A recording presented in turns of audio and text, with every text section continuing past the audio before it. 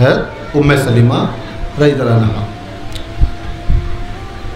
वो हर रोज़ सरकारे दो आलम सल्लल्लाहु अलैहि वसल्लम के लिए एक चमड़े का गद्दा आपके आराम करने के लिए बिछाती थी आपके उजरे में।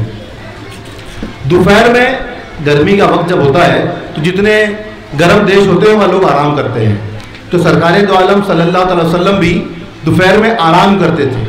और दोपहर में जो आराम करते हैं उसको कहते हैं कैलूला फरमाना, जो सरकारे दो आलम सल्लल्लाहु अलैहि वसल्लम की सुन्नत है कि आप कुछ देर दोपहर में आराम करते थे। तो हज़रत अनस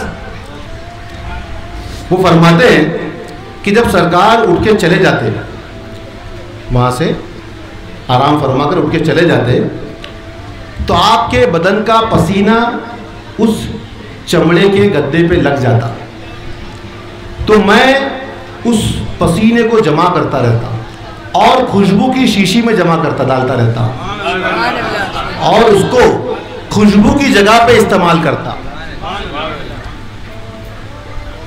अब सहाबा कराम कितनी ताज़ीम कर रहे हैं, आम बशर समझ रहे हैं क्या?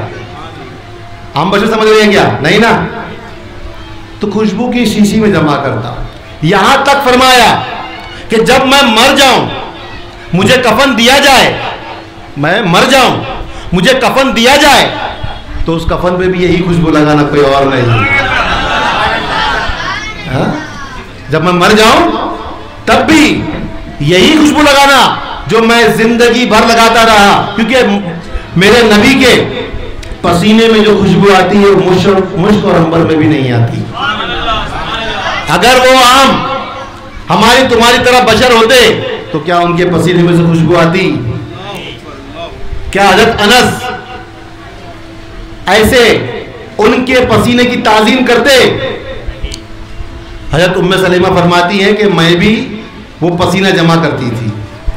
उनसे पूछा गया कि तुम क्यों जमा करती हो वो पसीना, तुम क्यों जमा करती हो?